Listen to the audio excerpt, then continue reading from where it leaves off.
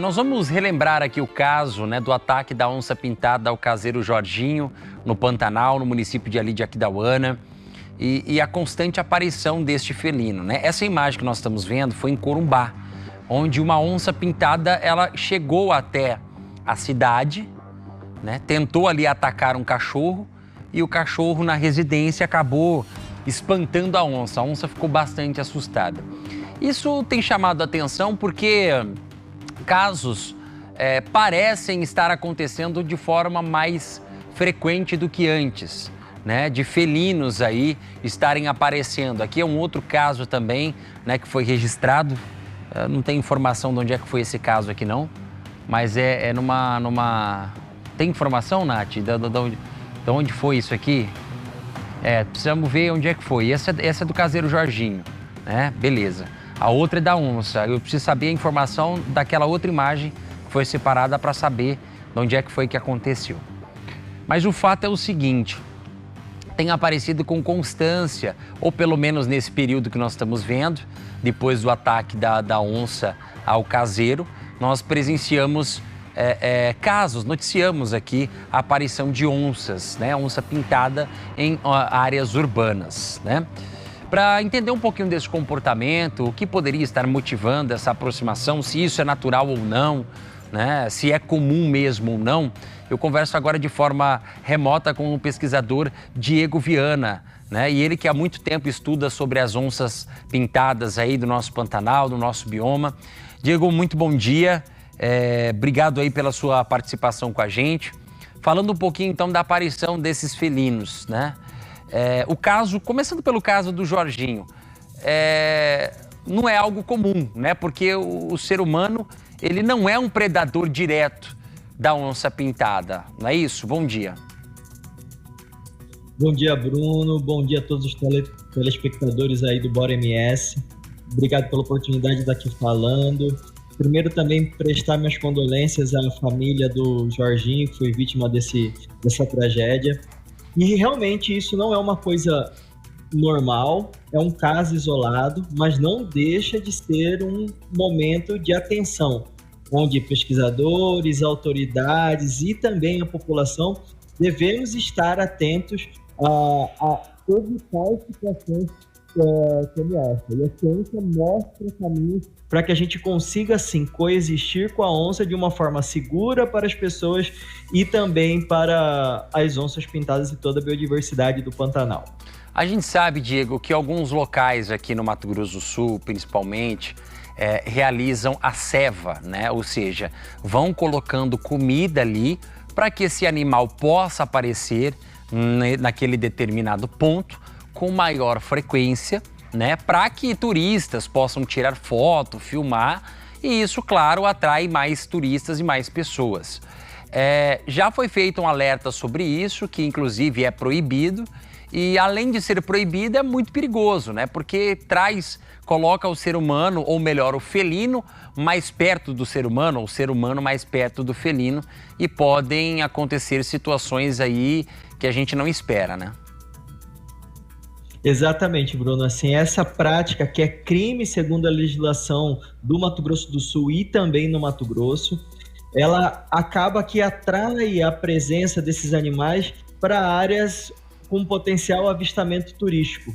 Mas isso também acaba aglomerando vários indivíduos em um determinado ponto, eles começam a competir por essa região, então eles brigam entre si, transmitem doenças e principalmente começam a associar a presença de seres humanos com o alimento, que não é o comportamento natural da espécie. Quando eles observam o ser humano, se nós não nos tornarmos uma ameaça de irmos para cima, de chegarmos perto de um alimento ou de um filhote, eles não associam a nossa presença como uma ameaça. Mas a partir do momento que a gente habitua esses animais com o fato de serem alimentados por seres humanos, eles associam e isso traz um risco.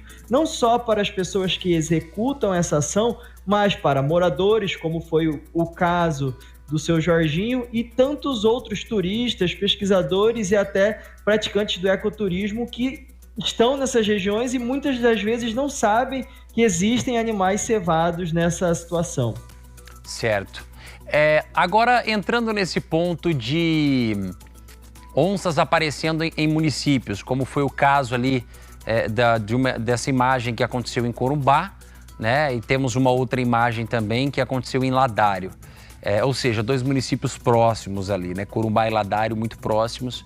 É comum esse animal ir para a zona urbana e buscar alimento, porque ao que parece nessa imagem, no caso de Corumbá, o felino veio se aproximando na tentativa de talvez atacar ali o cachorro, que a reação dele rápida no susto acabou assustando a onça e ela fugiu, né? Mas é comum acontecer isso, essa aproximação, a onça sair ali do seu habitat natural e procurar caçar ou se alimentar nas cidades?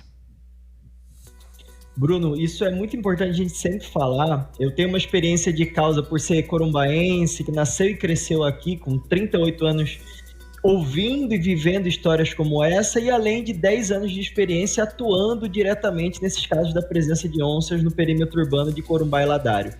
E sim, isso é uma situação que acontece praticamente anualmente no período das cheias dos rios no Pantanal, nesse caso aqui, o Rio Paraguai, onde o habitat dessas onças ele fica mais alagado e tanto as onças quanto as presas das onças tendem a vir para Corumbá e Ladário, que são áreas um pouco mais altas, atrás de alimento. Chegando aqui, elas encontram animais domésticos com uma grande quantidade, sem proteção nenhuma, e isso facilita dessa forma delas se alimentarem. E com isso, a tendência é de que nesses momentos de cheias e também durante os incêndios nessas áreas, elas busquem refúgio nas casas, busquem refúgio na parte da cidade.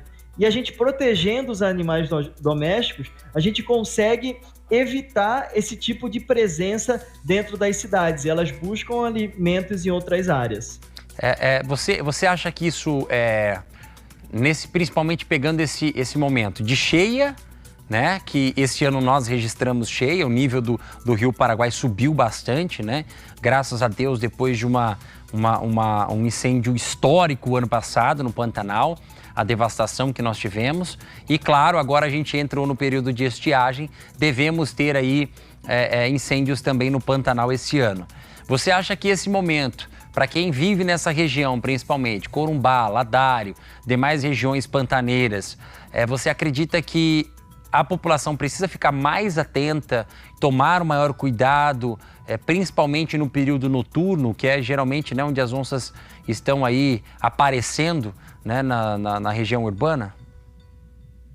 Bruno, é importante a gente ressaltar, inclusive esse contato, eu estou atuando nessa situação aqui em Corumbá dentro de um comitê composto por diversas instituições federais como IBAMA, ICMBio, instituições estaduais como a Polícia Militar Ambiental, instituições locais, eu estou atuando como um especialista autônomo nesse sentido, que os pantaneiros já sabem coexistir com as onças, né? Essas pessoas que moram nessas áreas, historicamente, elas vêm passando por situações como essa. Então, nesse momento, é importante, sim, a gente estar atento, os moradores evitarem qualquer tipo de acidente, mas principalmente resgatar esse conhecimento histórico e tradicional que os pantaneiros e pantaneiras já têm, de como coexistir, mas isso associado sempre a uma evolução por parte das cidades e também dos outros tomadores de decisão, no sentido de diminuir a vulnerabilidade tanto dos animais domésticos, mas também pensando na segurança da população. Certo.